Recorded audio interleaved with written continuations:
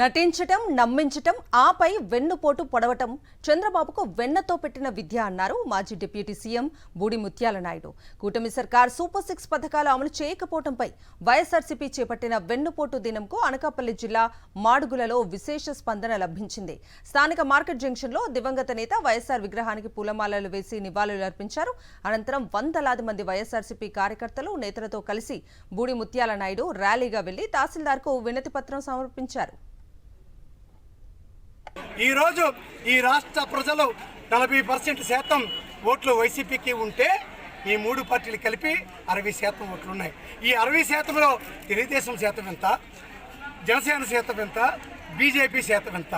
ఒక్కొక్కరు మా మీద యుద్ధానికి, ఓట్ల యుద్ధానికి, ఎన్నికల యుద్ధానికి వచ్చే సత్తా లేక మూడు పార్టీలు కేంద్ర ప్రభుత్వంతో సహా రాష్ట్రంలో ఉన్నటువంటి 2 ప్రధాన పార్టీలు 40 సంవత్సరాల చరిత్ర కలిగినటువంటి తెలుగుదేశం పార్టీ జనసేనని, బీజేపీని జతకలుపుకొని పోటీ చేస్తే తప్ప మా దరిదాపులకు కూడా వచ్చేటువంటి పరిస్థితి కనిపించలేదు.